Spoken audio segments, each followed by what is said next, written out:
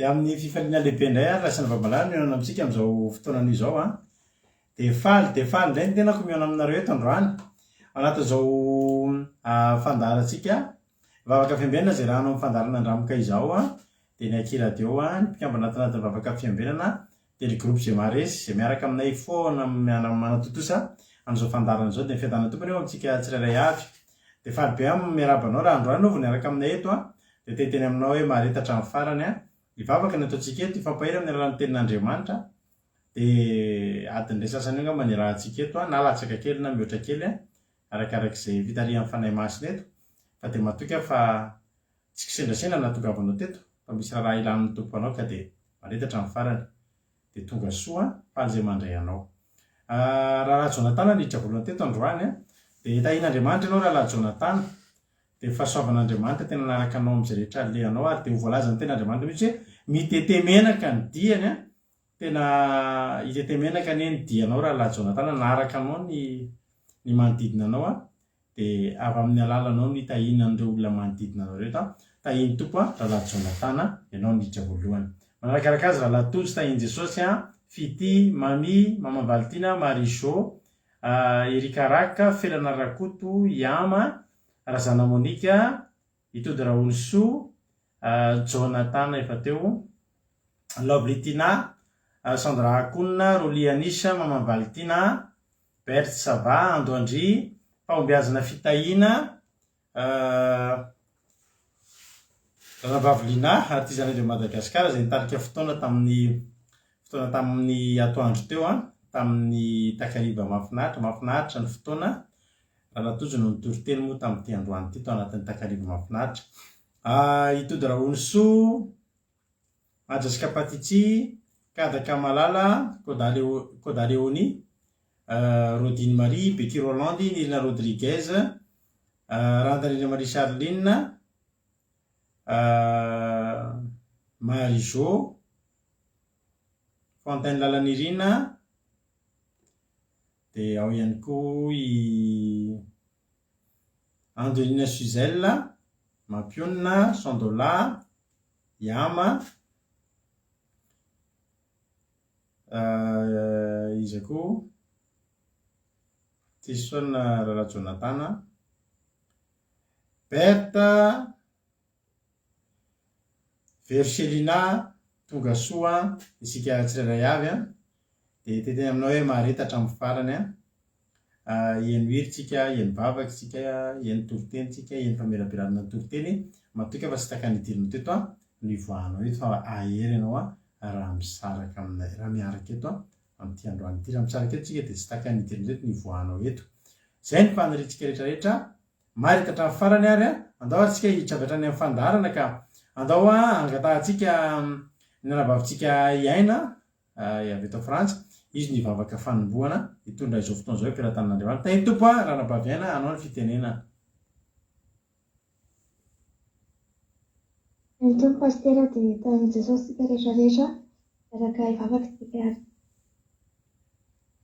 Andriamanitra ary anareo ankasitraka anao zay amin'izao fotoana meno anay izao sotranao zay satria raha tonga eto izay dia mbola no fitiavanao no famindraponao lehibe Jesosy dia manatrefy feno anay ianao Jesosy amin'ity androany ity verom-pisaorana anao ny fonay Jesosy te hiaona aminao zay ary te handray ny feo anao te handray ny fampianaranao indray zay Jesosy dia diovy ny fonay diovy ny aminay manontolo amin'izao alina izao mba handraisanay anao Jesosy dia mandrosoa aty anatinay mandrosoa amin'ny tokantrano tsirairay avy izay mandray an'izao fandaharana izao Jesosy fa matoa zay tonga eto matoa reto olona reto Jesosy tonga eto amin'ity ala ity dia no famindram-ponao zany satria ianao mamindra fo amin'ny voahositranao araka ny teninao Jesosy izay reto efa nosoranao ho zanakao izay reto efa nosoranao ho mpanomponao dia mandrosoa ny tokantranonay tompo malalo ary fonay Jesosy aoka anay ho talona ka nirian'izany teninao zany tena hoe ampianatra anay anafaka anay ny teninao androany ampahery anay ny teninao androany anasitrana anay ny teninao androany ireo izay marary ireo izay kivikivy ireo izay mitanondrika ireo izay mitady vahaolana ireo izay miasa saina amin'izao alina izao Jesosy dia ny teninao anafaka anay satria hamangy anay ianao dia manatrehanao feno Jesosy aoka ny fanenao masina omba ny mpanomponao izay hitondra ny teninao eto amin'ity androany ity ny mpanomponao izay hivavaka amin'ity androany ity dia ombana azy ianao fa fitaovana fotsiny ihany izy, fa ianao Jesosy no hiteny eo amin'ny toerany ary ny tsirairay avy Jesosy dia afaka mba tena ao anatin'ny fifatohana ny rahanao tena nirakotra ny tsirairay avy na ny fitaovana ho ampiasaina hainoanan'izao fandaharan'izao dia rakofana amin'ny rahanao Jesosy malalana. Fanelingelenana rehetrarehetra na amin'ny endriny inona na amin'ny endriny inona dia didinay tsy hanaketsana fahefana amin'izao fandaharan'izao fa aoka ianao Jesosy no hisandratra eto amin'ity androany ity dia voninahitra ho anao riajany. Aleloia. Amen. Mankasitraka indrindra ny ranam-pahaviantsika tao anatin'izany vavaka fanombohana izany dia Andriamanitra manakariam-pahasoavana anie hamaly fitianao ranam-pahaviana dia tombo fahasoavana mitombositra dia tahian Jesosy. Eny famintinana ny tokoteny omaly tsika amin'ny teny frantsay satria navita famintina ny fitia dia eno famintinana ary tsika milohan'ny idirantsika amin'ny hira sy ny tenin'Andriamanitra. Famerabany lantony irina enao Elifanto sy iza koa no mbola tsy voaravako tao ambonimbony tao i Grace Chaza, Gigi Carla, Verselina efa narabeko teo. Tonga soa daholo nareo falibe zay mahita anareo tsika rakoto, tsika RKT. Sotra ranam-pahaviana. Doary ieno famintenana ary tsika dia avetsika ieno hira ditra ny toroteny. Tahiny tompo fitia menanao ny fitenenana dahoary.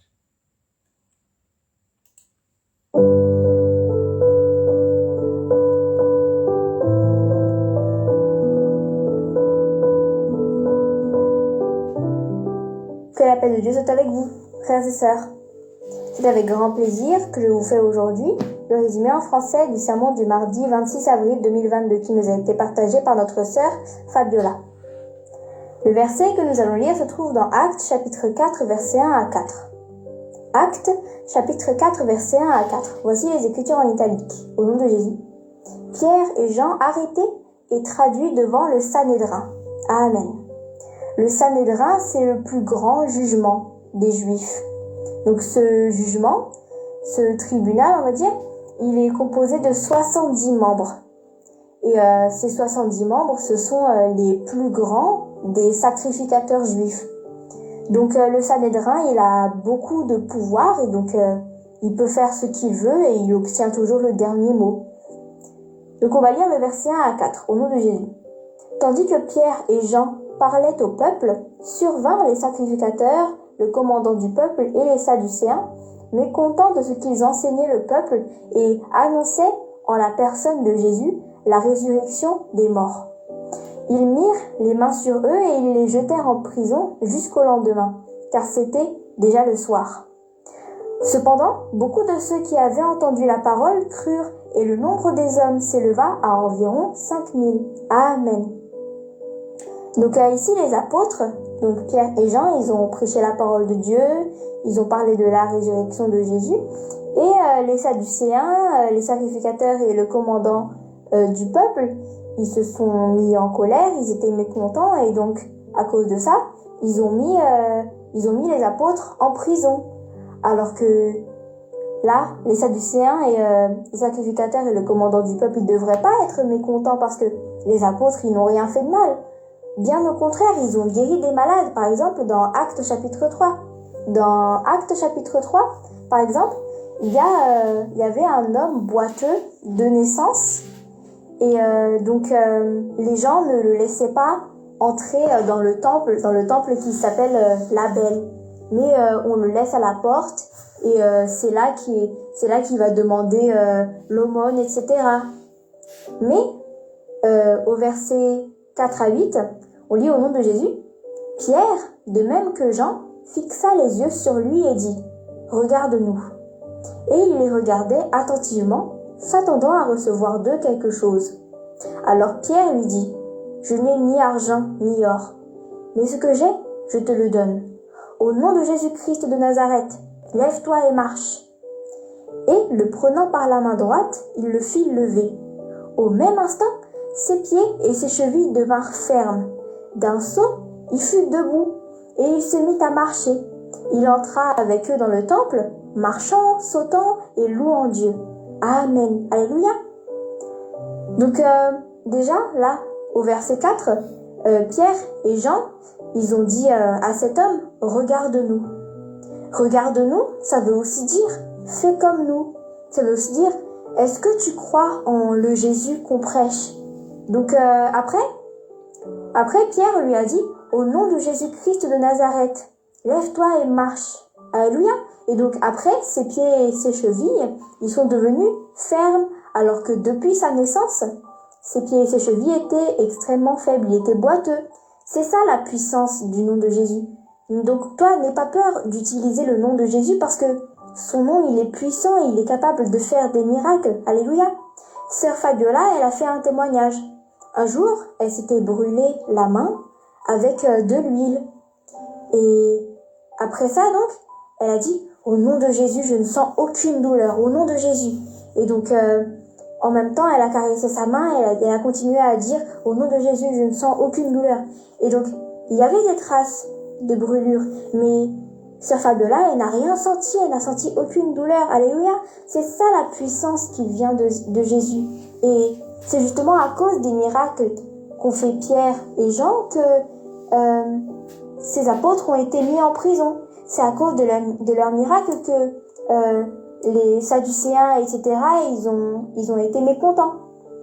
Mais ce qu'il faut retenir, c'est que on peut emprisonner les serviteurs de Dieu, mais pas la parole de Dieu. On ne peut pas emprisonner la parole de Dieu, on ne peut pas bloquer la parole de Dieu et on ne peut pas empêcher la parole de Dieu de toucher le cœur des gens. Alléluia.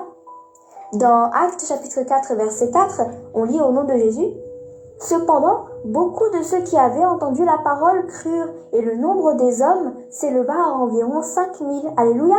Donc, on a enfermé les apôtres, mais la parole de Dieu en même temps, la parole de Dieu, elle a déjà touché plein de personnes, plus de 5000 personnes. Alléluia, la parole de Dieu que les apôtres, ils ont prêché à ce moment-là.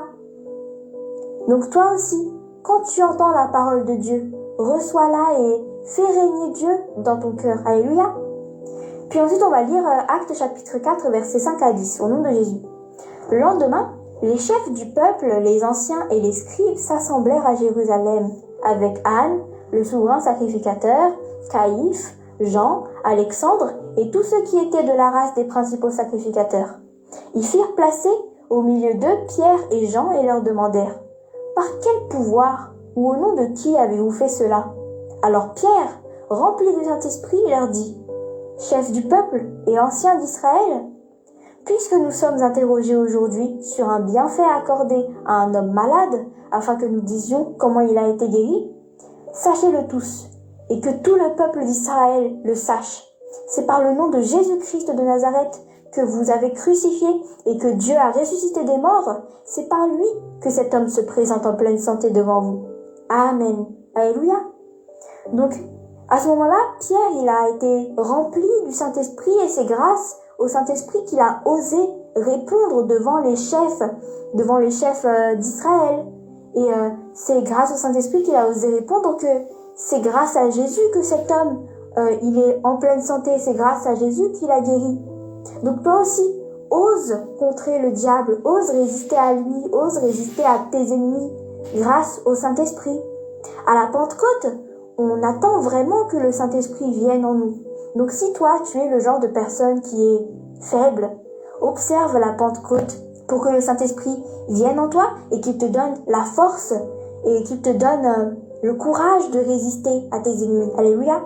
Voilà pour le résumé en français du sermon du mardi 26 avril 2022.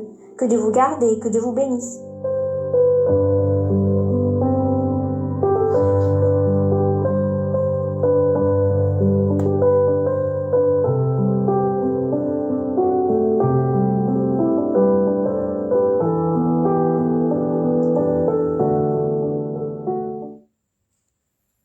Alléluia. Misaotra betsaka ny fititsika tao anatin'izay famotinana izay averina ihany fa tena ilaina ny famotinana amin'ny teny frantsay fa manampy olona be dia be eto izany teny frantsay izany zay mibetsaka aminareo ny avery koa lafa na ny zanakareo betsaka ny tsy mahazo teny frantsay zao mba fantany hoe inona ny ataon'ny neny inona ny ataon'ny dada eto foana isan-karina ohatr'izao. anao iraray arytsika hiditra amin'ny ten'Andriamanitra izay hoentiny nanambavintsika aja sy kapatitsy androany no hitondratsika anaty tenin'Andriamanitra. Alleloia. Dia ndao atsika hihira atolotra manokana ny zanako roa vavy nirairainy teo ambony nirairainy teo am-pisakafoanana riva teo ty hira ty dia mba atolotro azy ireo atolotro anareo rehetrarehetra manokana ihany koa fa tian'izy ireo be koa ty hira ty dia mino fa tianareo ihany koa ity hira ty dia hitentsika hoe sokafo ny lanitra tompo alleloia ho sokafan'Andriamanitra ho antsika rehetrarehetra ny lanitra hiditra amin'ny amin'ny ten'Andriamanitra tsika orina teo anatin'ity tsy anao maka baiboly dia maka toerana tsara fa hian'ny toritentsika meno finaritra daholo.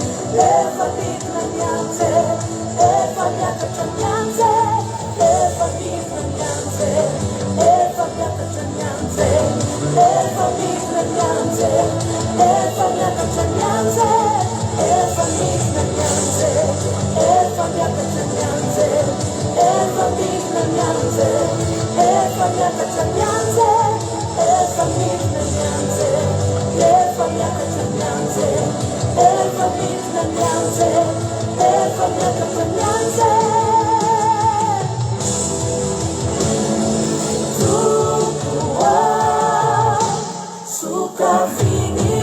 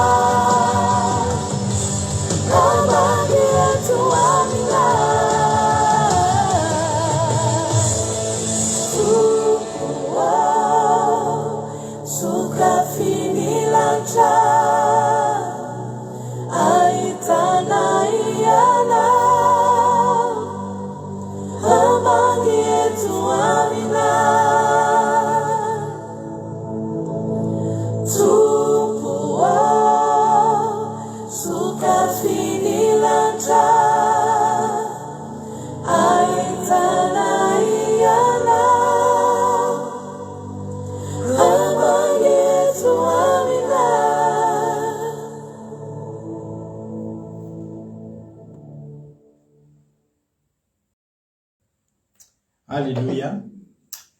Isaorantsika an'Andriamanitra izany izy zany a. Ary raha tianareo dia ataontsika indray iny amin'ny Pentecoste. Alleluia. Tongava indray amin'ny Pentecoste, ataontsika indray iny amin'ny Pentecoste. Alleluia. Tsika moa dia efa manomana izao sady tsika dia efa manomana an'izany Pentecoste zany a. Amboary sady ny programanao a fa amin'ny 5 Jona 5 juin tsika no anatanteraka amin'ny Pentecoste. Zava-dehibe ny Pentecoste. Raha vitanao ny nanatanteraka Pasika, tanterao indray Pentecoste. Ho hitanao zany fanahin'Andriamanitra hidina. Lanitra hisokatra dia fanahin'Andriamanitra hidina. Ameny fiainanao, ameny tontolonao. Tena andray hery tsika amin'io. Andray hery izay mbola tsy ny stikeranareo indray a somary avafany ny Jesosy mahery aloha sady tahiny tompo raha nabavy Jesosy mahery raha nabavy tsy izy moa Jesosy mahery fa le zay zany mba hanarina nany fa raha nabavy mihaja. Na zao ny stikera resaka Ramadan Mubarak mino fa diso fandefa izy tamin'io a. Tahiny tompo ihany koa iza koa i Zamina mbola tsy narabaiko teo tonga soa. Nafinaritra fa tonga tany tokantranon'ny ranabavy Zamina ankeo nandalo tao amin'ny tao dia niarany sakafo maraina. Alleluia. Ho tahin'ny tompany ny tokantrano ranabavy Zamina. Izy koa Olga Ranoroso tonga soa.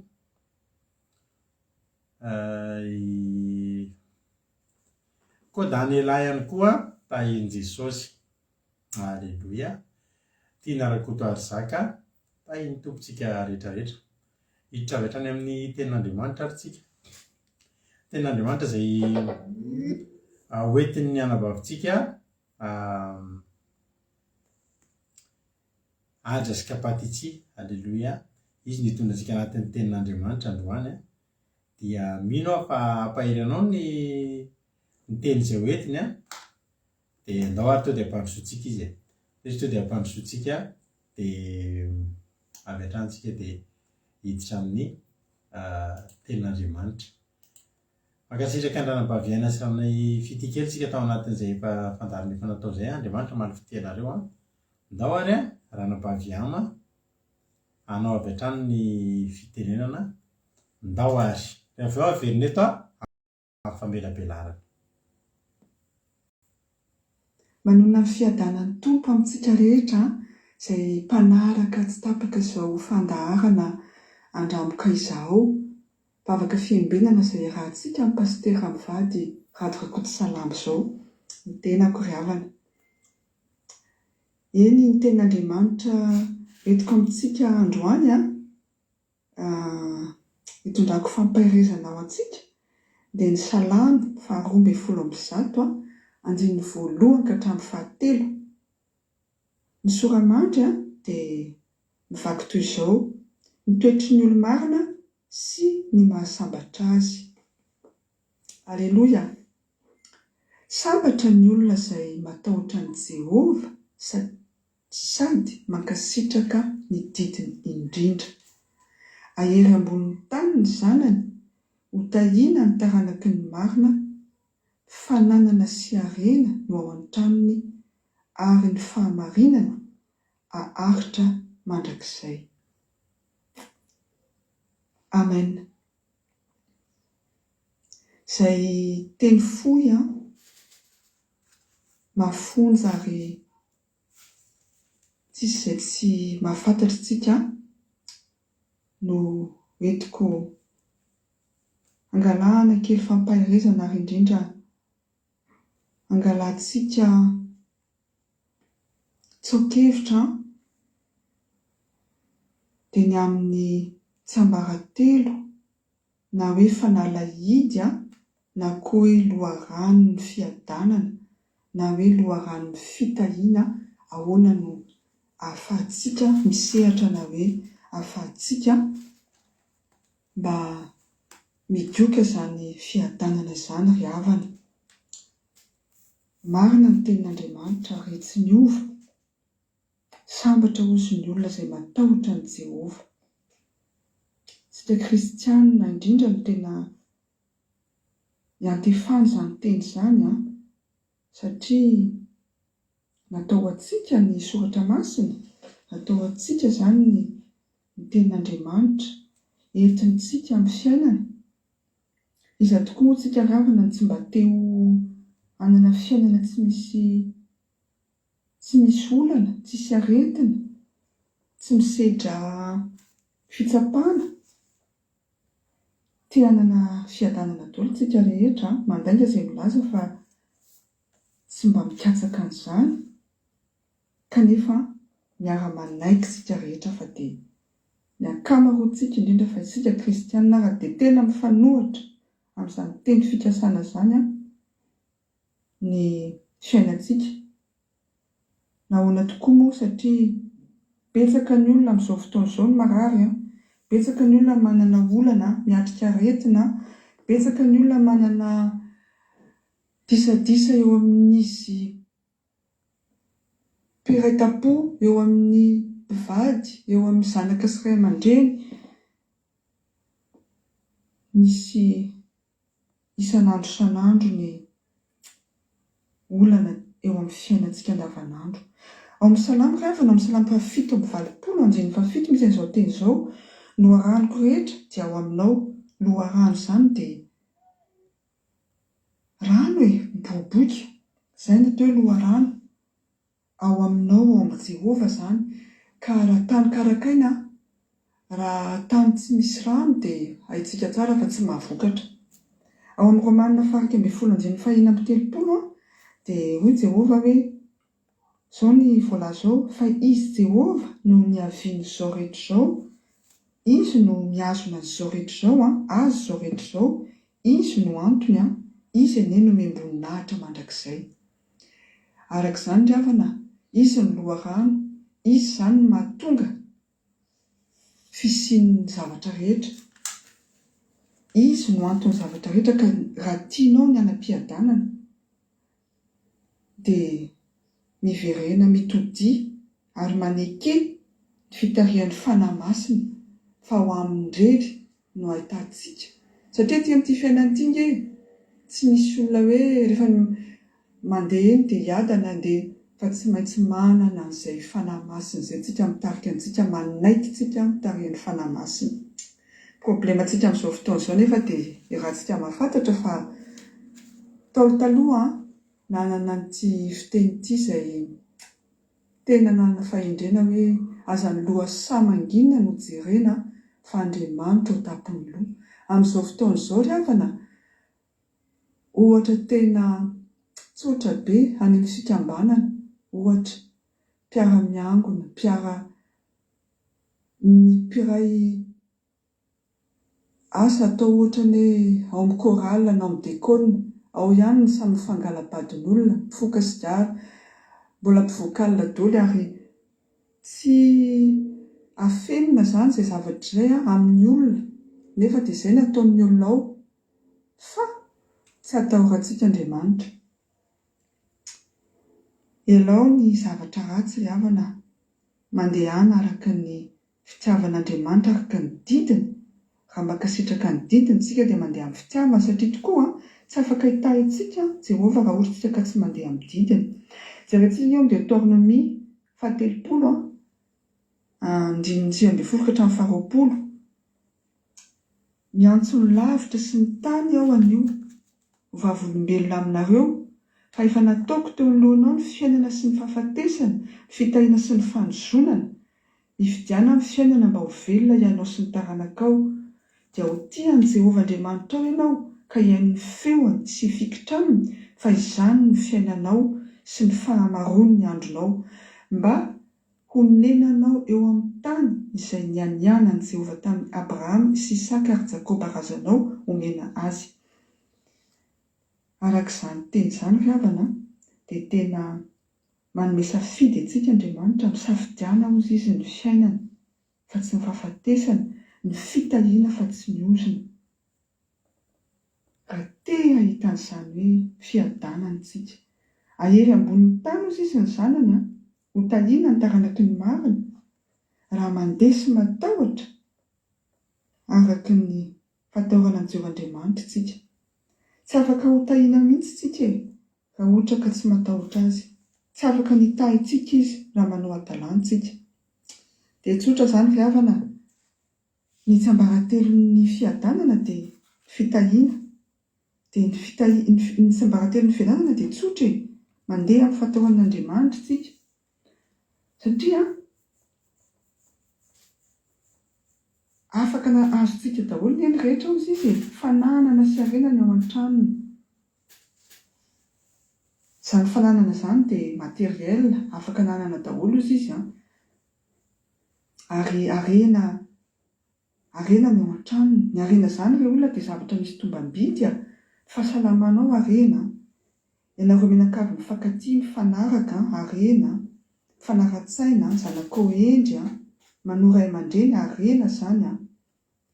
Ka tsotra fotsiny izany ry havana, ny safidiana no voataha, ny safidiana no voataha, mandeha amin'ny fitahiana fa tsy mandeha amin'ny ozony, safidiana ny fiainana andehananao mba hahatonga anao ahita fahasambarana. Dia Jehovah ange efa nitenen'i Jesosy fa hoe ny fiadanako izy novelako aminareo dia ahoana ary antsika ve dia tsy hanaiko ity fiadanana? Ka izy koa efa niteny amintsika, tsy miova izy, tsy miova ny teniny. Ny teniko kosa izy dia tsy hiverina amiko raha tsy matateraka izay nokasaiko. Izany hoe atsipiny amintsika izany ny teniny. Raha matotsika mary an'izao teny izao dia tiantsika izy, dia tena mitady antsika Jehovah Andriamanitra, dia ny ety dia efa mandeha amin'ny fiadanana, miaina anaty fahasambarana sy fiadanana. Izay ry havana, famaranako azy izany dia averiko ilay izy raha te hiady antsika dia mila manaiky fitarihan'ny fanahy masina antsika, mankatoa izay rehetra andidian'i Jehovah antsika, dia toetra amintsika ny fiadanana. Amen. Alléluia. Isaorantsika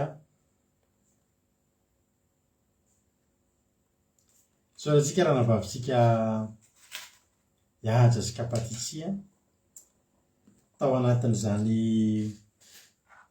tenin'Andriamanitra izay nampahery tokoa mino fa nahakasika anao zany tenin'Andriamanitra zany ravana malala isorana azy zany satria de vita indray ny anjara ny androany a, vita indray ny anjara asa fampimpony androany a, ary de Andriamanitra manakariam-pahasoavana ane a raha nabavy aja amaly fitianao a tamin'izay rehetra vitanao teto androany. De mitombositra mitombo fahasoavana fa zareo de mahita fa tena mitombo. Alleluia. Ary de atao foana mandrosoatra any a fa tsy foana tsy akory a ny fikelezantsika aina ao amin'ny Kristy a Jesosy a amin'ny fanaovana asan'Andriamanitra. De amaly fitianao ane Jesosy ary hanositra anao hatrany amin'ny asa izay ampanoviny atsika rehetrarehetra. Alleluia. Misaotra anareo koa mankasitraka amin'izareo rehetra izay mandray anjareo fa mampahay amin'izareo ny fampielezana izay ataonareo a ka de tahin'ny tompo ary isika rehetrarehetra. Salamo 12:1. Marina mihitsy ny teny namarana azy teo hoe Andriamanitra manome antsika safidy a hiadana sa tsy hiadana. Andriamanitra mbola miteny amintsika hoe misafidiana ny hiadana. De Deutéronome 3:7 alohan'ny idirantsika amin'ilay salamo teo. Ny tena hoe miantso ny lanitra sy ny tany ny ovavolombelona aminareo fa efa nataoko teo alohanareo ny fiainana sy ny fahafatesana ary ny fitahiana sy ny fanozonana. Ny fiainana dia miaraka amin'ny fitahiana moa, ny fahafatesana dia miaraka amin'ny fanozonana. Koa mifidiana ny fiainana mba ho velona ianao sy ny taranakao. Dia ho tia an'i Jehovahandriamanitra ianao ka hiaino ny feony sy hifikitra aminy. Fa izany no fiainanao sy fahamaron'ny andronao mba ho nenanao amin'ny tany izay niainan'i Jehovahandriamanitra ao tamin'ny Abrahama sy Isaka ary Jakoba razanao omena azy. Alleluia. Amen. Nasoan'Andriamanitra eo anoloantsika zany. Anjarantsika no misafidy. Zany hoe mampalahelo ihany mahita olona miaina anaty ozona, miaina anaty fahafatesana. Satria misy olona velona fa maty. Ane velombelona eny ihany izy fa maty avokoa ny zavatra momba azy. Maty ny fifaliana, maty ny fahasambarana, maty ny fanantenana, maty ny finoana, maty ny ara-panahy. Andriamanitra no miantso antsika ary manoro-hevitra antsika hoe misafidiana ny fiainana dia ho velona ianao. Ny fiainana moa inona? Ny fiainana velona mba haninona moa tsika ity? Tsika reto ngery amin'ny ankavelona hanao ny sitrapon'Andriamanitra. Velona hanao ny sitrapon'Andriamanitra. Ary Andriamanitra raha te mamelona antsika dia tsy tia Andriamanitra tsika miaina tsy zarizary zany. Fa ny tena tanjon'Andriamanitra dia tsika hiteny takan'ireo olona maro be tao amin'ny Baiboly miteny manao hoe sambatra manana anao. Sambatra. Dia sambatra Jesosy raha miaraka aminao. Sambatra ny olona izay voavelany ny elony sy voasarona ny fahotany. Sambatra. Eto dia mbola miteny re ten'Andriamanitra Salamo 2:7. Ny Solamandro dia mahafinaritra be ny toetry ny olona marina sy ny mahasambatra azy. Amin'anaran'i Jesosy, alleluia. Sambatra ny olona izay matahotra an'i Jehova sady mankasitraka ny didiny indrindra. Fa ahery ambonin'ny tany ny zanany ho tahinana ny taranaky ny marina. Fananana sy arenany mahoatra aminy ary fahamarinana aritra mandrakizay.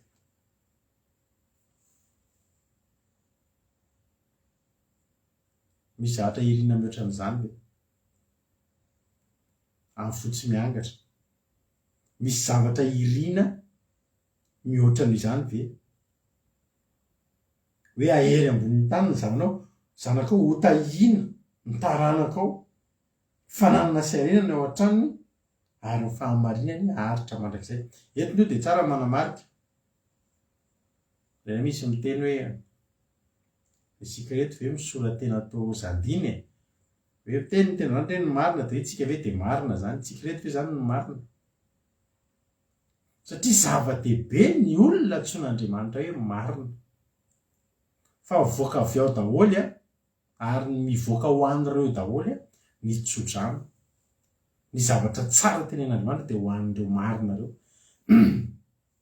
Dia raha mijery ny tenantsika isika na ny olona no mijery antsika dia ireo ve dia mba marina. Hoe tsika ve zany dia handray toeran'izany hoe olona marina. manontanio amin'ny fotsy miangatra amin'ny ny tenanao miresahinao amin'ny feo amin'ny fieritretanao androany dia antony hoe ianao ty ve marina zaloha tena hoe tena menatra ihany amin'ny hoe za zany to de tena za le marina za le tsy misy oatra anahy tena menatra satria maniny mbola olombelona ihany tsika nefa Andriamanitra dia manokana an'ireto olona reto marina ho tahina ny taranakiny marina dia marina tokoa ary ve tsika teteny aminao hoe tsika tsy marina fa isika no hamarina. Halleloia. Ianao zany aza misalasala ianao, aza misalasala ianao fa raha miteny Andriamanitra ho tahina ny taranakiny marina afaka samborinao zany teny zany. Misy tantara anankiray izay any amin'ny Luka 7:20 afaka ahitantsika ny momba an'izay loha izy alohan'ny iverenantsika io iverina mihitsy mahafinaritra be teny io. Luka 7:20 andiny 20 misy tantara anankiray ny fanoharana ny amin'ny fariseo sy ny mpamory hetra. Luka 7:20 andiny 7 manomboka amin'ny andiny 7 zay. Misaotra nareo fa rapida be nareo amin'ny mihoatra le verset fa ataontsika manomboka amin'ny andiny 7. Naran'i Jesosy. Ny soramanty dia ny fanoharana ny amin'ny fariseo sy ny mpamory hetra.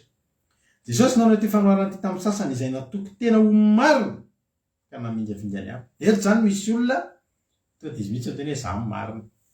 Za zay marina zay. Miteny zany tena Andriamanitra amin'ilay Salamo 2:20. Ahery ambonin'ny tany ny zanany ho tahina ny taranakiny marina to de ianao miteny présent satria ianao eritreritra hoe ianao le marina. Ka teto nisy olona ny eritreritra fa izy le marina. Jesosy nanao ity fanoharana ity tamin'ny sasany izay natoky tena, misy olona zany matoky tena ho marina dia mamingavinga ny hafa. 10 nisy roa lahy niakatra teo akanjan'ny tempôly hivavaka, ny anankiray fariseo ary ny anankiray mpamory hetra. Ilay fariseo nitsangana ka nivavaka nitokana hoe Andriamanitra misaotra anao afa tsy mba tahaka ny olona sasany izay mpanao akeriny, tsy marina, fijangajanga, natahaka io mpamory hetra io azy. Tondrony mihitsy io mpamory hetra io. Ane zara tiany tenenina raha angaty tenenina dia io tsy marina. Aza velan'ny olona ny teny aminao fa tsy marina ianao. Foka ianao iresaka amin'ny feo amin'ny fietretanao za ty ve manahoana aty. Mateto dia nitsarain'le fariseo le olona hoe io tsy marina io fa za marina. Zao aby ny antony mampamarina anahy. Fady any indro isan-kerinandro mandova folo-karena amin'izay azoko rehetra. Tantarainy teo ny antony mahamarina azy. Tenenao an'izay adiny 20 le mpamory hetra kosa nijanona teny lafonena zay to dia niaohatra. Ianao olona tsy marina, za tsy ohatra ny tsy marina io, meka mba handeha hivavaka any izy. Tsy marina moa ny tenako. Misy olona miteny ohatr'izany. Eny tsy marina moa ny tenako. Atao ahoana fa dia le mody mihirahira rehetra zay.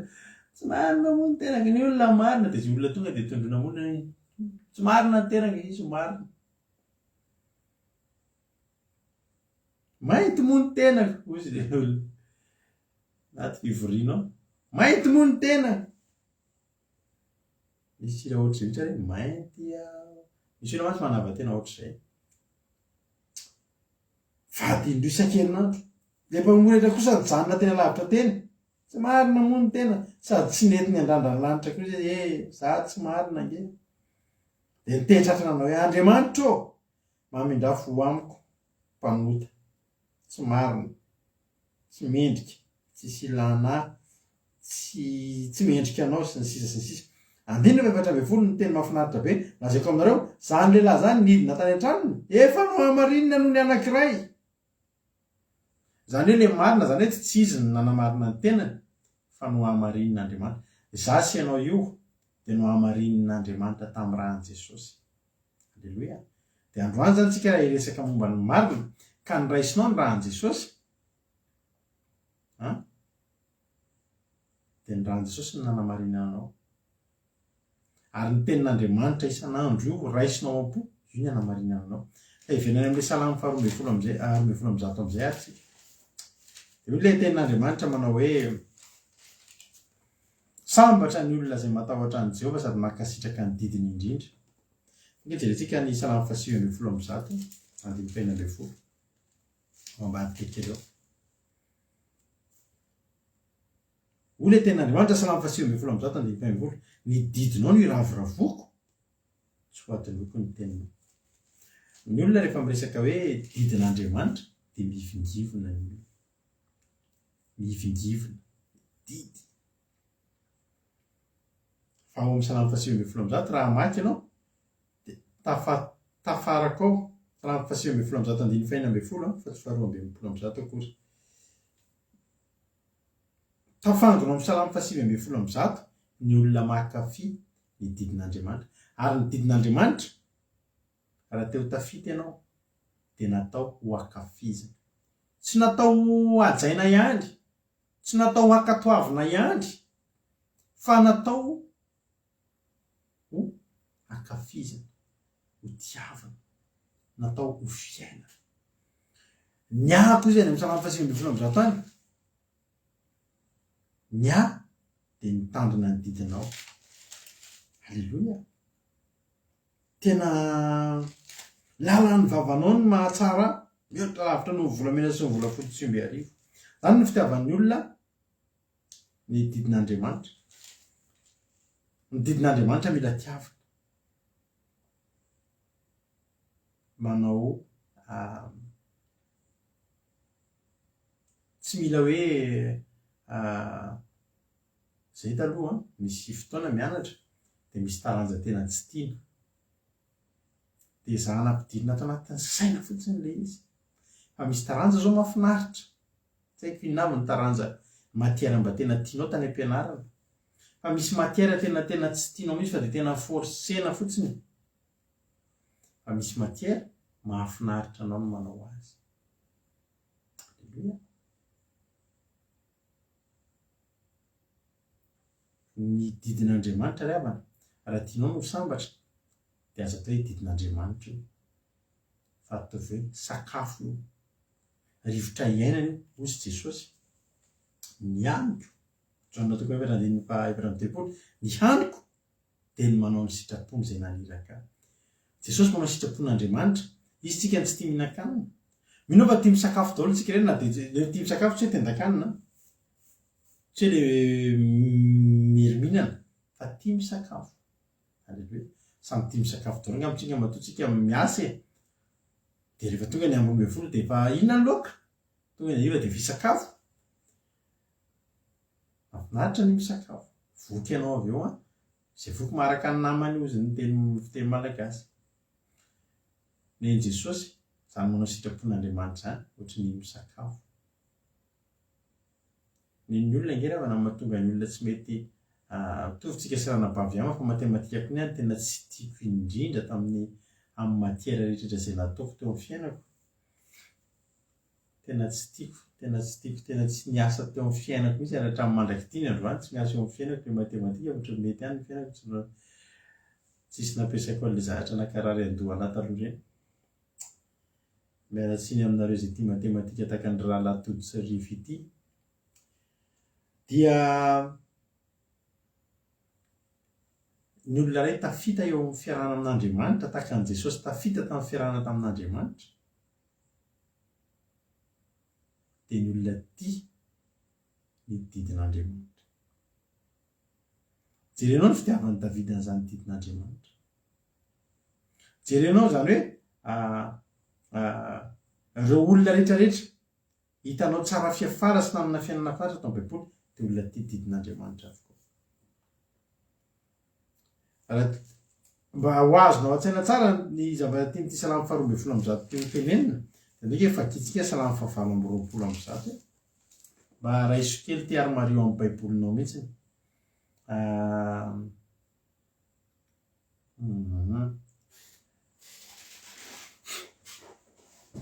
Halleluia. Salamy fahavalo amby roapolo amby zato jerenao tsara fa ho an'ny olona zay matahotra an'Andriamanitra, ny olona tia an'Andriamanitra, dia izao ny tenin'Andriamanitra momba azy.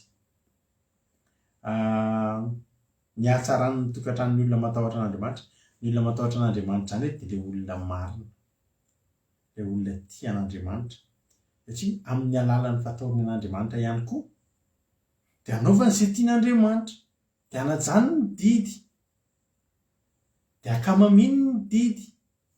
Le tahotra eto tsy voatery tahotra hoe tena matahotra ny voakapoka ny fekibo, fa tahotra zany manoloan'Andriamanitra lehibetsika, dia amin'ny tahotra sy ny ovotra hozy ilay ila anankiray izay.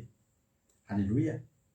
Ny ten'Andriamanitra sambatra izay rehetra matahotra an' Jehovah dia izay mandeha amin'ny lalany, fa ho anao tokoa ny asan'ny tananao, sambatra sady ambininy ianao.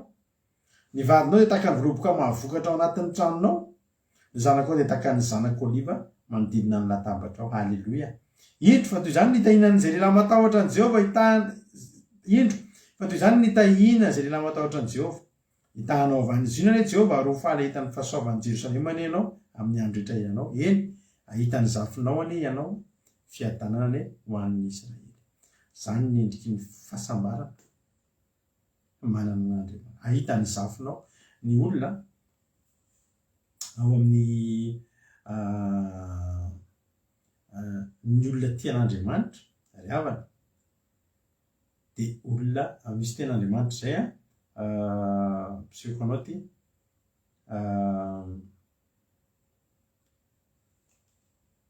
ao amin'ny Joba, ao amin'ny bokin'ny Joba nge ny olona. Halleloia.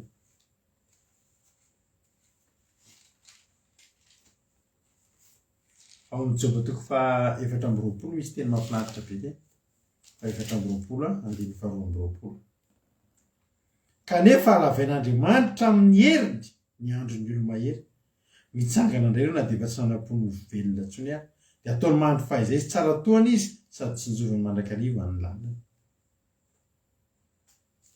Ny olona arak'ilay teny tao amin'ny Salamo 19:20 iny hoe ahitany zafinao anie ianao fiadanana hoe ho an'ny Israely. Ataon'Andriamanitra lavandro iainana, ataon'Andriamanitra tratrantitra, ataon'Andriamanitra mahita an'izany. Fifaliana izany mahita zafy izany, be dia be ny olona mandevin-janaka.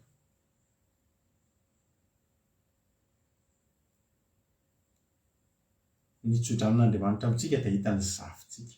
Halleloia. Izany zavatra rehetra teneniko anao izany hatramin'ny andronao halavain'Andriamanitra raha ohatra ianao ka tia an'Andriamanitra. Ary raha tia an'Andriamanitra dia hoy Jesosy hoe izay tia dia tandrina ny didiko. Tia an'Andriamanitra zany ianao dia tsy vita fotsiny hoe za tia anao Andriamanitra, fa ny anam-porofonao fa tia an'Andriamanitra ianao. Dia sambatra ny olona izay matahotra an' Jehovah sady mankasitraka ny didiny indrindra. Raha tia an'Andriamanitra ianao dia tandrotandremo eny ny didiny. Raha manomboka tia an'Andriamanitra dia tandremo ny didiny. Raha tia be an'Andriamanitra ianao dia tandremo indrindra ny didiny. Halleloia. Halleloia. Dia ataovy tahaka ny mihinan-kanina. Ny hany kosa Jesosy nahatonga Jesosy velonaina. Jesosy misy fotoana fadany 40 andro tsy nalevo, tsy nentina tany any hôpitaly satria Jesosy nihinana. Inona no haniny? Sitrapon'Andriamanitra. Zay ny haninany. Na ny fadiny ary ny mofo sy ny dite sy ny ronono sy ny laoka sy ny vary sy ny trondro mantsy ny tena fihinany, tsy nampaninina azy zany satria ireny tsy dia tena reny ny haniny, fa ny haniny dia nanao sitrapon'Andriamanitra. 40 andro Jesosy nanino? Nanao sitrapon'Andriamanitra, nanohatra ny devoly. Sitrapon'Andriamanitra keny nanoherana ny devoly. Fa 40 andro tsy niala ho azy Jesosy satria zao 40 andro tonga ny devoly. Toerin'i Jesosy tamin'ny sitrapon'Andriamanitra. Halleloia. Tsy ny sitrapon'ny devoly fa ny sitrapon'Andriamanitra. Tsika manohatra ny devoly io, tsika manao izay mamelatra ny devoly io dia tena teneniko anao sitrapon'Andriamanitra dia tsy reraka Jesosy 70 andro koninan-kanina nanao sitrapon'Andriamanitra. Halleloia. Sambatra izay olona rehetra matahotra an' Jehovah na mandeha amin'ny lalany fa hoaninao tokoa ny asan'ny tananao. Mijaly ny olona tsy mihinana ny asan'ny tanany. Ny atao hoe olona tsy mihinana ny asan'ny tanany dia izao ohatra. Mamboly ianao fa tsy mihinana an'iny. Anisan'izany ny malagasy. Isaky mba maheno ianao aty andafy namana olona miresaka aminao dia izao foana mba tenenina. Hainao malagasy? Za efa tany Madagasikara, tany Sainte Marie za, dia tany Anosibe za. Tsara le izy, tsara any. Dia ianao hoe hiteny hoe ratsy. Za zao mbola tsy tany fa hitako amin'ny sary ireny fa tena tsara tokoa any ary fantatro ny toetrandro any. Ary fantatro kosa ny tsirona sakafo sy ny tsiron zavatra sy ny zavatra rehetra any. Fa firy tamin'ny malagasy mba nitsangatsangana teny Anosibe zany. Firy.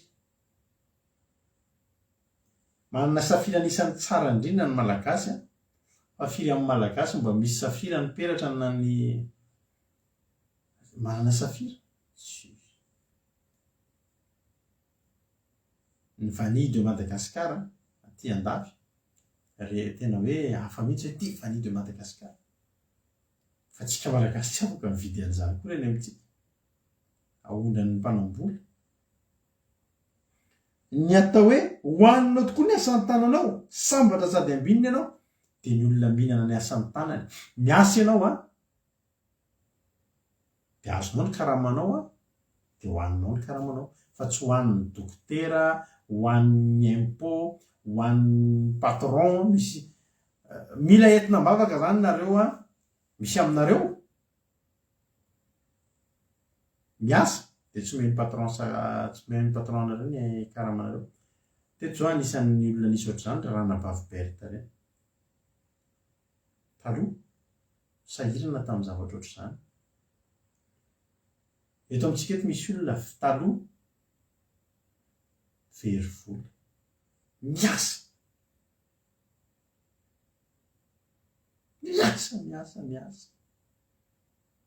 fa tsy mahazo karama. Ampahelo mihitsy misy anabavy izay resaka tamiko teto. Eritreretinao ny asa 5 taona dia nitsoaka tany amin'ny levesana tsy naharay karama. Miasa 5 taona na 3 taona angambaka. Misy olona maro any Madagasikara andefasan'ny olona vola, andefasan'ny zanany vola. Ny zanany miasa any Arabia Saodita, any Koweït, miasa mafy dia alefa ny vola dia lany ny fianakaviana. Tsisy trano mitsangana izany koa. Tomany be mihitsy ilay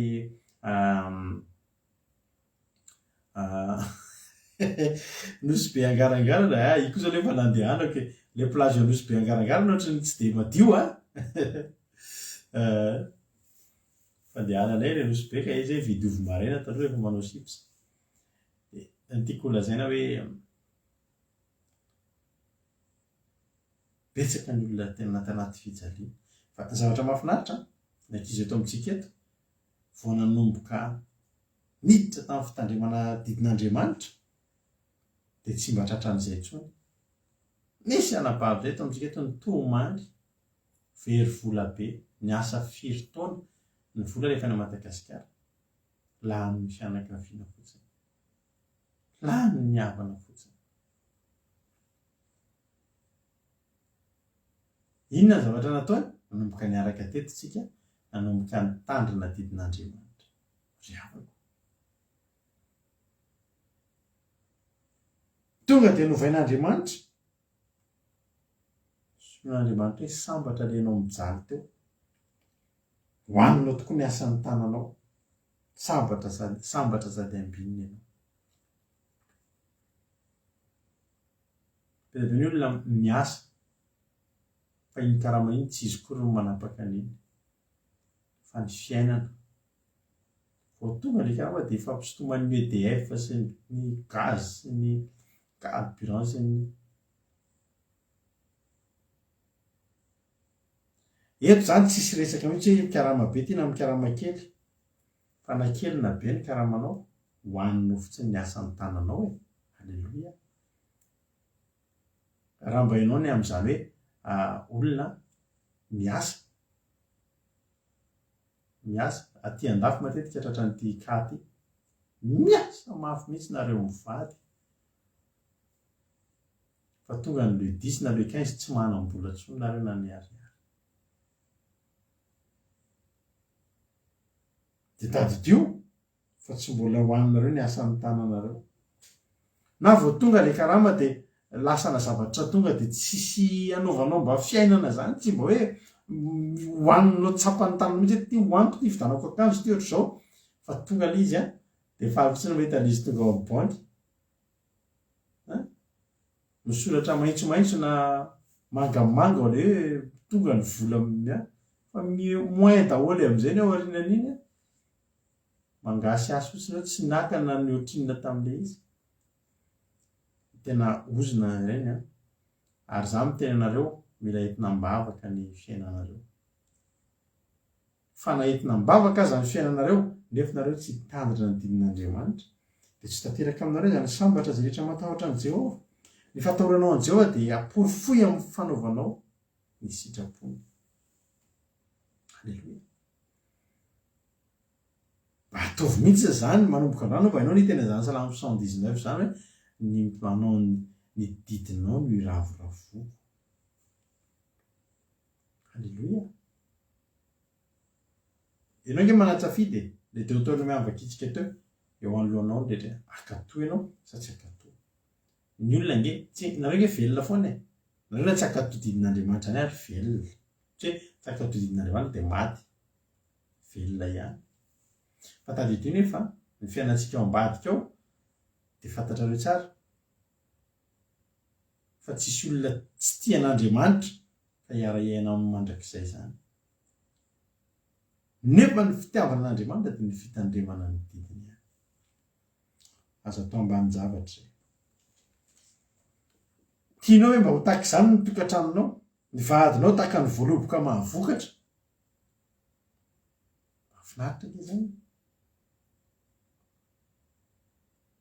Ao anatin'ny tranonao, zanakao tahaka ny zanak'oliva manodidina ny latabatra ao. Fifaliana anatin'izany tokantrano ohatr'izany ry havana. Ny ahafahanao mahita an'izany, tsy ny fanafaranao supernani andamina eo tokantrano. Andamba miantso reny olona manam-pahaizana manokana momba fandaminana tokantrano reny de tonga de hofanina ny vadinao mba ho voaloboka mahavokatra. Hofanina sikapohana amin'ny fikibitra zanakao mba ho tonga tahaka ny zanak'oliva manodidina ny latabatra ao. Mba ahafahanao maka selfie de alefanao story. Ny ahatonga an'izany de zao fitandremanao ny didin'Andriamanitra fotsiny. Halleloia. Toy izany ny hitahinan'izay lehilahy matahotra an'i Jehova, hitahanao avy any zinan'i Jehova. Ary havako andaotsika zay moa zany eto de zao manentana foana zay mivady eto amin'ny fandara ary tsy indre mandeha ianao na hainao an'izany hoe mitandrina didin'Andriamanitra. Mandainga ianao raha hoe ny hainao an'ity fandarany ity de zay ianao vao hainao an'izany zavatra teneniko zany, efa narehan'izany foana nareo. Satria zao ry havana, ny fitandremana didin'Andriamanitra dia lakile anankiray ahafahan'ny fiainanao mandroso.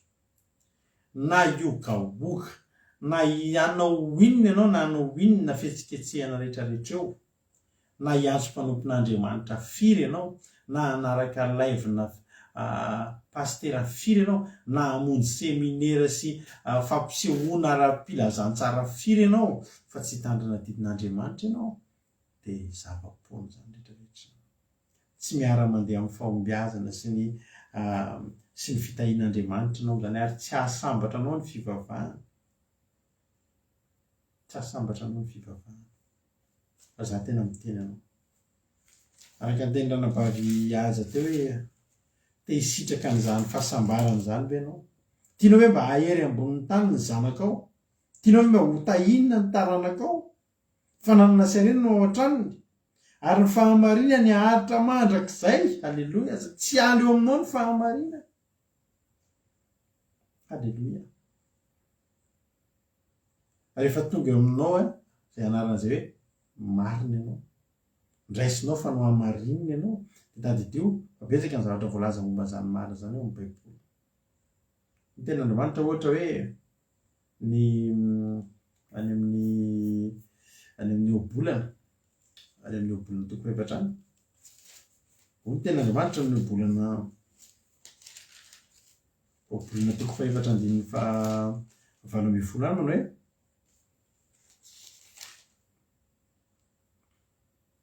ny lalan'ny marina resahantsika eto dia ny marina ireo izay mitandrina ny didin'Andriamanitra no hamarinina. Lalan'ny marina tovim-pokandro maraina izay mihamazava mandra-pitatao vovonany andro, ny marina izay lazaina zay.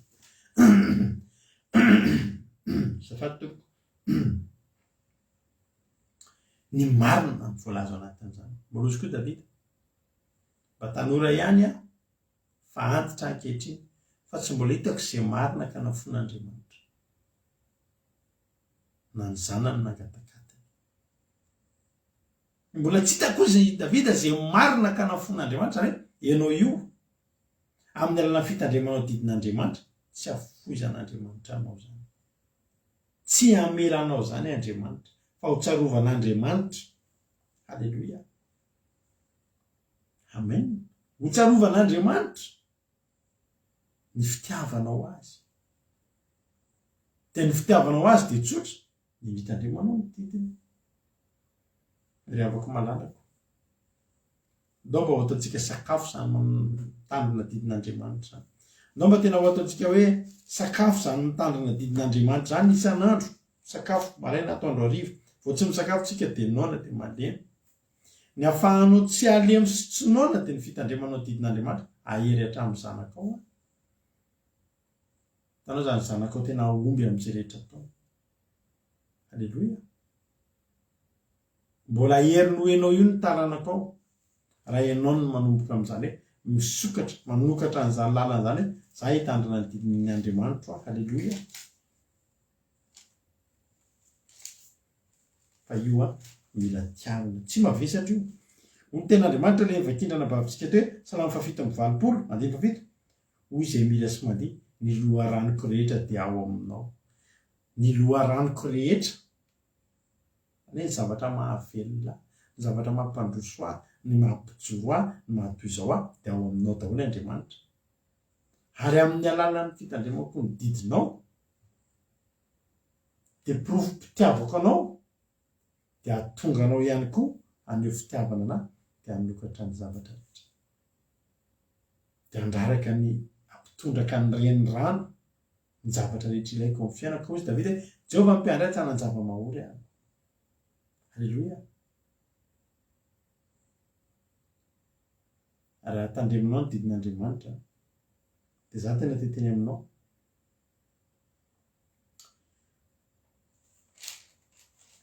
fa tsy hanan-java-mahory ianao ary jeren'Andriamanitra foana izay rehetra momba anao. Zany ngeravana amin'ny mahatonga anay eto mba mizara aminareo. Mizara aminareo satria tena tsapanay loatra zany hoe fiovan'ny fiainanay rehefa nanomboka nitandrina ny didin'Andriamanitra. Ary zany mba tiana izaraina aminareo satria mpitony filazantsara moa ny asanay dia mitory aminareo ilay filazana tsara ary milaza tsara aminareo ihany koa ny amin'ny fahatsarany ny tenin'Andriamanitra. Fa ny fiainanay ry havana malala, ny fitandremanay didin'Andriamanitra nanova ny fiainanay, ary fitandremanay didin'Andriamanitra no mbola mitazona ny fiainanay ohatr'izao, ary fitandremanay didin'Andriamanitra no nahatonga anay manam-pifaliana. Zay manam-pifaliana, zay manam-pifaliana. zay mahatsapa sy tena afaka miteny fa zay sambatra ary za tena teneniko anao foana ty efa hatramin'ny elabe rehefa mitolo-teny dia miteny an'ity zavatra ty foana hoe zaho raha misy olona eo amin'izao tontolo zao miteny hoe sambatra tsy haiko inona ny ahafahan'olona mandrefy ny fahasambarana mety takan'ilay mpanao baolina malaza be manana tômôbila tsy voisa ve manana tômôbila zay lafo vidy rehetra ananany za ve natao hoe sambatra na ve takan'ilay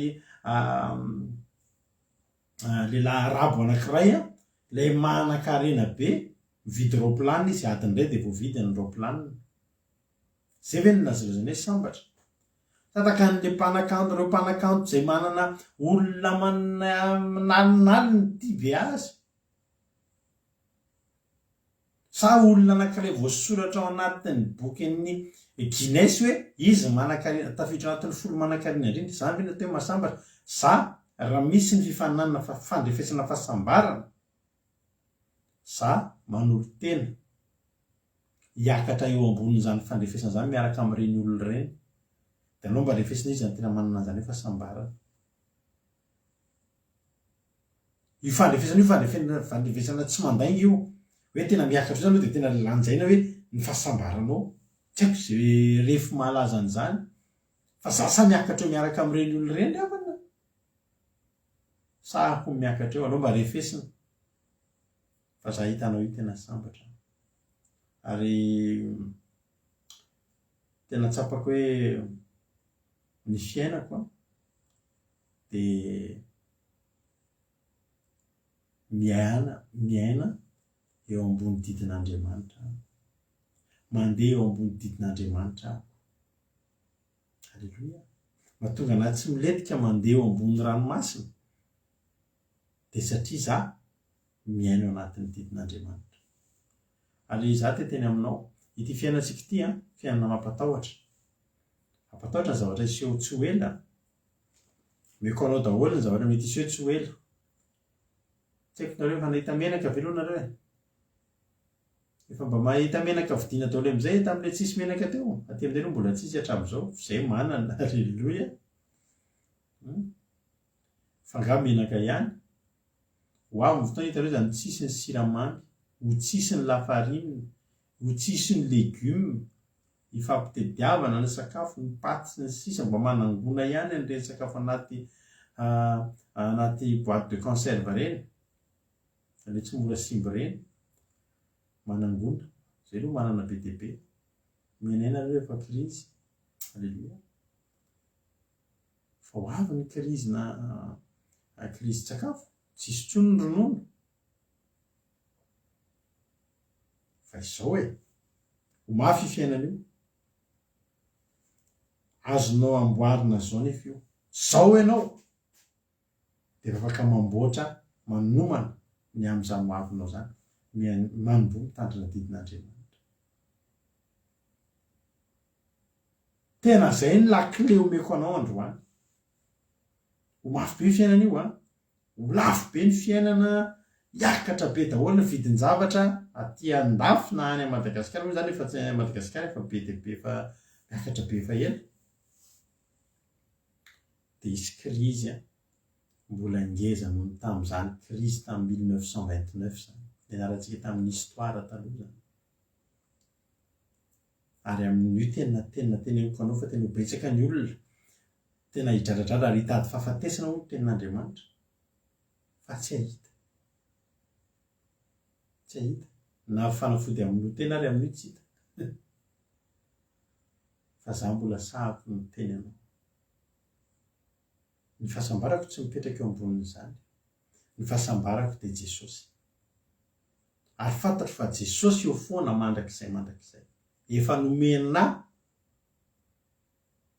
dia anjara lovako sy kapoko anjarako mandrakizay lovako mandrakizay ny mahasambatra ny ahasambatra ny ankonako dia ny fanaovako ny sitrapon'ny raiko fa fantatro fa raha ny sitrapon'Andriamanitra no ataoko ho tandremako dia fantatro fa tsy hamela hereriko Andriamanitra ary dia tena ho tanterahany mihitsy n'izany tenin'izany hoe ahery ambonin'ny tany ny zanakao izy ahery ambonin'ny tany ny taranakao Ary izany nitahinan'ny lehilahy matahotra ny Jehova. Halleloia. Arakaraky ny avinjany Kristy zany misy malaza be zao hoe mety ho tonga ny troisième guerre mondiale, ho avy ny ataka nucléaire, ho avy ny ataka amin'ny arme chimique, tsisy atahorantsika an'izany. Raha tian'Andriamanitra tsika, ianao hoe mahavita mahita ny zanakao, iny misy rika be mandeha zany, zanakao mbola kely, dia ianao afaka mamonjy azy, raisinao amin'ny tanana ohatr' izao fotsiny, dia tsy lasan'le rika, dia avelanao lasa be ny zanakao. Nefa io zanakao io mankatoa anao, io zanakao io tia anao fa tsy hoe hoe ahoana, tsy mino an'izany.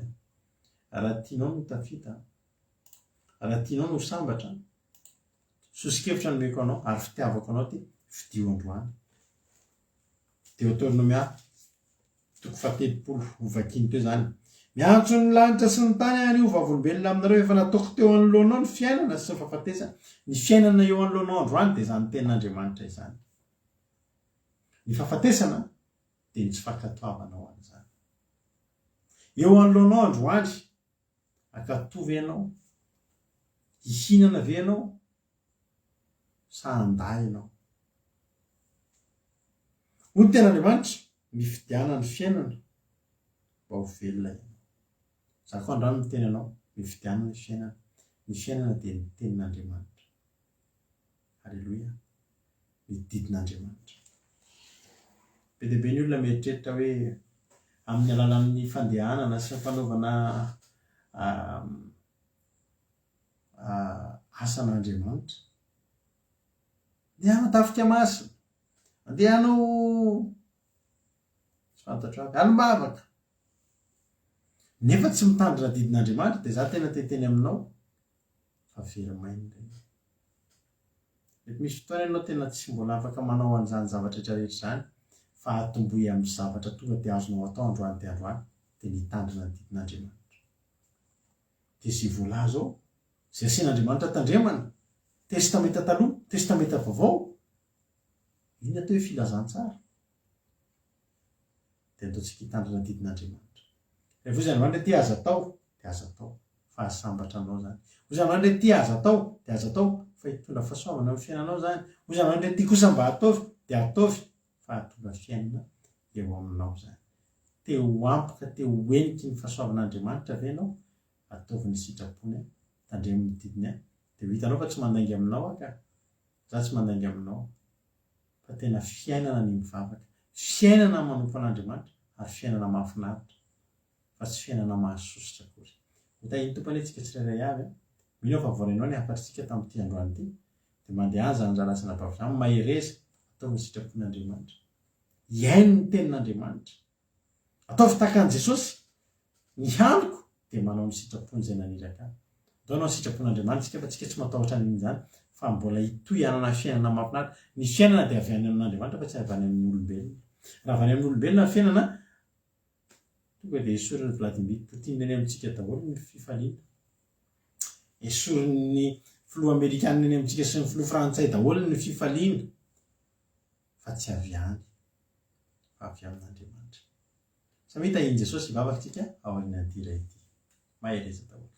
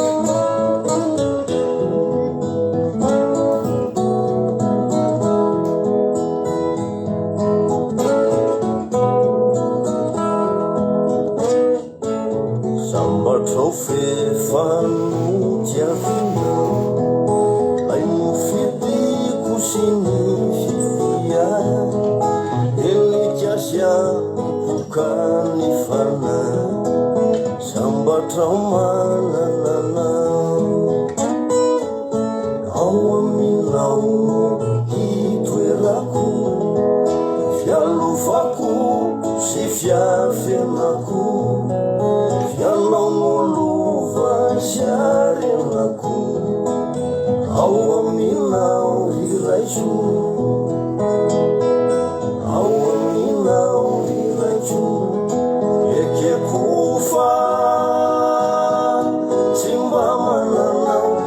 zay meto areny tany fa tsinotsinony zany fampiay ny fahasoavanao ampanalavio ny masoko eo zavapona mamiratrety fa niangatahitso anio tompoti ampitomboy ny finoko tsy maintsy ata tsy maintsy anjady reo faorina sy reo fijaly tsy aoko izany fizao angina fianao tompo iady fianao tompo iady ekekofa tsy mba mananao eo zay meto areny tany fa tsinotsinony zany fampiay ny fahasoavanao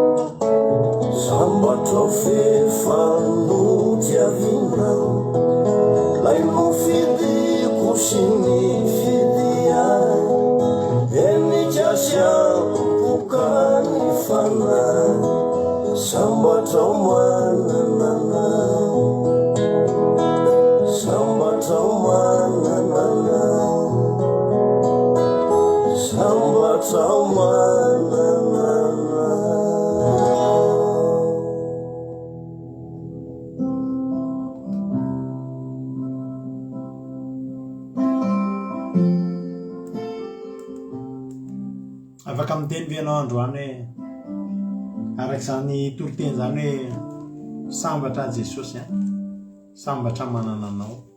Alleluia. Tokony hatsapo ianao hoe inona ny vokatra mifankasitrahanao ny didin'Andriamanitra. Tokony hatsapo fahasambarana ianao. Ary tokony hatsapa fahasambarana hatrany anatin'ny fisainanao sy ny fanahinao rehetrarehetra. Satria nahita fitokana an'Andriamanitra ianao. Faly Andriamanitra mahita ny zanany mitandrina ny didiny ry havana malala. Faly Andriamanitra mahita anao mitandrina ny didiny.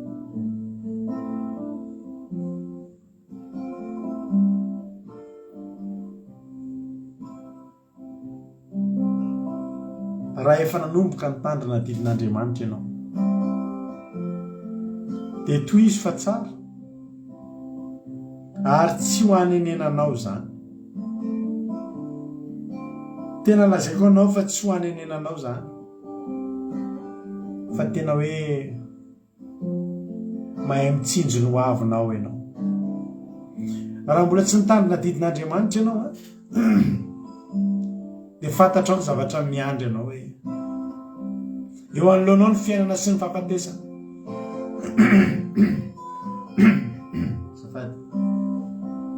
Eo anoloanao ny fiainana sy ny fahafatesana. Safidinao sisa. Maro zany didin'Andriamanitra lazaina zany.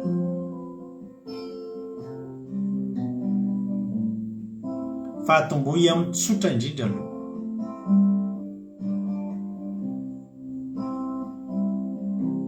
dia akatoavy izay rehetra henonao manomboka eto. Akatoavy Andriamanitra fa mitondra antsika makany amin'ny fahasambarana ary avako malalako ny fitandremana ny didin'Andriamanitra. Mahatonga antsika ho antsoina hoe marina ary mahatonga antsika entin'Andriamanitra any amin'ilay fahasambarana izay katsahany izao tontolo izao. Hivavaka isika amin'izao fotoana izao. Misaotra anao izay Andriamanitra, misaotra Jesosy satria nitahinao izay tamin'ity androany ity. Misaotra Jesosy satria tena nomba sy nitantana anay ianao Jesosy malala. Nikasika anay tao anatin'ny tenin'Andriamanitra ianao. Androany Jesosy tena ary teo anatin'ny fonesiny saina efa ny fanaovana ny sitraponao ingeny mahatonga ny fiainanay lavorary sy ambinina. Mahatonga anay hihinana ny asan'ny tananay ho sambatra sy miadana. Izay rehetra ataonay dia ambinina avokoa. Izay rehetra ataonay dia mety avokoa. Satria manao izay mety taminao zay, manao izay tianao dia mba hanaovanao izay mba tiana ihany koa. Misy lahatra reto manomponao izay mbola mety misalasala, mbola be ady hevitra, mbola miaina anaty ady hevitra sy fisalasalana sy tsy fanekena. Fanahy masonao fangio izy ireo satria tena tianay izy ireo hisitraka izany fahasambarana izay hiainanay amin'ny alalan'ny fitandremana ny didin'Andriamanitra. Izay Jesosy vahavolombelona afaka milaza manam-pirofo sy miteny isan'andro tsy angina fa hatramin'ny tandremana ny didinao dia nanana fiainana hafa izay, fiaina mahafinaritra, fiainam-pandresena, fiainam-pifaliana Jehovahandriamanitra. Misaotra indrindra Jesosy any. Teraina ny anaranao ary akalazaina ny anaranao ny amin'ny fahatotosany ny fandarina teto androany. Tsy tanteraka izao fotoana izao raha tsy teo ianao Andriamanitra nombanay. Misaotra ny amin'ny teninao manontolo, misaotra ny amin'ireo mpanomponao izay nandray anjara rehetra teto, misaotra ny amin'ny fahazavantsaina izay nomenao, fitarihanao fanahy masina no nahatotosan'izany teto androany. Ka ho anao rery anay Jehovahandriamanitra, ho anao Jesosy, ho anao fanahy masina ny voninahitra hatramin'izay dia mandrakizay. Misaotra raha eo. Dia voly sy Satana faritra amin'ny rahany Jesosy tsy afaka hitsaino ka na delitera ray tamin'izay nafafy teto androany. Fa ny vozy nampafy rehetra dia hitondra fahavokarana amin'ny fiainan'reto mpanompon'Andriamanitra izay mihaino androany. Misaotra Jesosy any. Halleluia. Amen. Hivavaka tsika amin'izao fotoana izao amin'ny firenena. Ndao ampandrosotsika ny anabavitsika $100 hivavaka ho an'ny firenena. Tainy tompo raha anabavy $100 anao ny fitenenana. Tainy tompo pastera dia tainy tompo antsika rehetrarehetra izay naharitra ny hivavaka fiambena ity dia mbola hivavaka amin'izao fotoana izao. Ry Jesosy malalo, misaotra anao izay satria mbola afaka naheno ny teninao izay androany. Fantatray Jesosy tena hoe mitindro anao ianao Jesosy ary tsy tianao very izay ary tianao hiaina mifanentenana sy ny ariaty Jesosy. Misaotra anao izay miteny velona izay nampitendranao mpanomponao Jesosy malalo. Tena hoe mankasitraka Jesosy tena ambatra tokoa izay manana anao mananatra anay ianao Jesosy ary tsy manafina fahamarinanao Jesosy. Androany izay Jesosy safidy fahafatisina fa hisafidy anao, hisafidy fiainana anao izay Jesosy malalo. Tena hoe atsony ao am-pelantananao izany Jesosy malalo.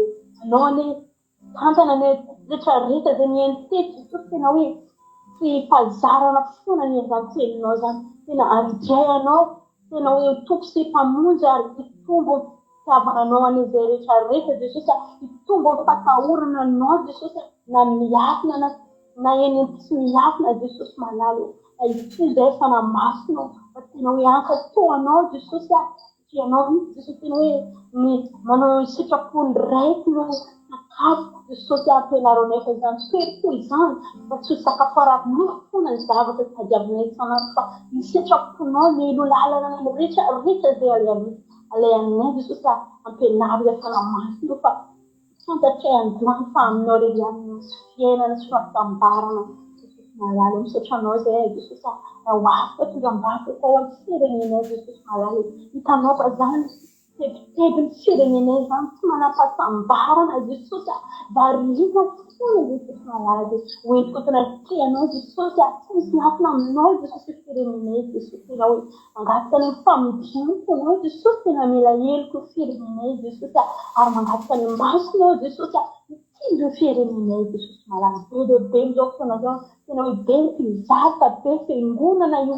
firenena kelinay Jesosy kanefa Jesosy rehetra Jesosy tena miteny vavo fo fa nefa manalavitra anao fo Jesosy malala mangataka aminao androany Jesosy anao ny amangy tsirairay avy Jesosy eo samby hoe hiaina amin'ny sitraponao satria zava-pona izay era mivavaka nefa tsy manao sitraponao zava-pona izany Jesosy raha iteny izay Jesosy tsy maharesy lakiny izany izy amin'ny fanamasina anao Jesosy tena hoe mijery ny mpino tsirairay aby any Madagasikara Jesosy satria be dia be ny kristianina eo anatiny firenenay Jesosy anao ny Jesosy tena manginy tsirairay aby Jesosy tsy hiaina amin'ny fombafomba fotsiny fa hiaina amin'ny sitraponao manomboka androany Jesosy fantatray Jesosy raha manao sitraponao izay manana fahasambarana manana fiainana Jesosy ireo izay vanginy tsirairay aby Jesosy hitodika aminao amin'ny sitraponao hafa tsy mbola malala anao Jesosy asika ireo Jesosy mba ahafahan'izy ireo hitodika aminao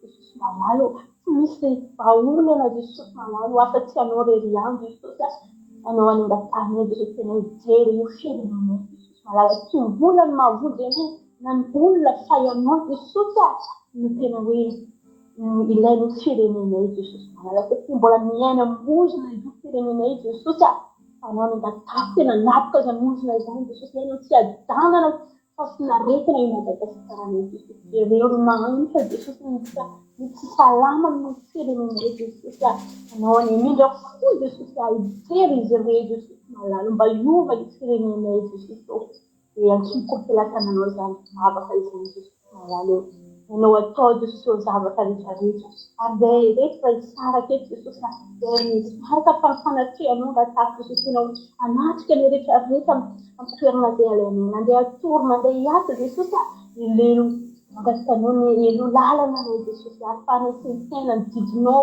fahanesentena fahamarinanao Jesosy misaotra Jesosy malala tianay anao Jesosy dia voninahitra anao rery mandrakizay Alleluia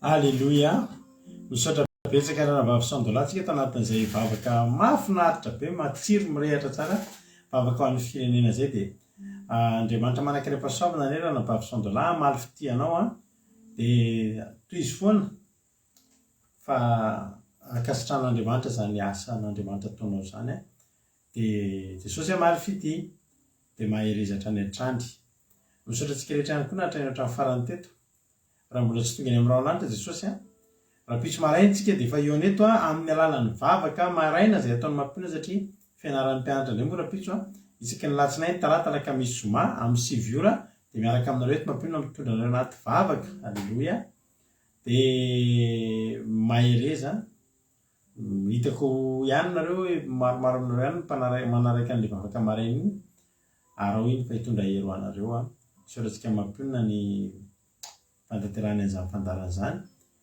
apitso amin'ny 7 maraina zany vavaka maraina miaraka mampionina raha pitso amin'ny 10 alina latsaka kosa dia miaraka aminareo amin'ny vavaka alina tsy mety tahin'Andriamanitra raha mbola tsy tonga eny amin'ny raonandro Jesosy ka tahin'Andriamanitra samy velon'ainy tsika dia eo anetsika raha pitso mahereza Jesosy amaly fitehantsika halleluia amen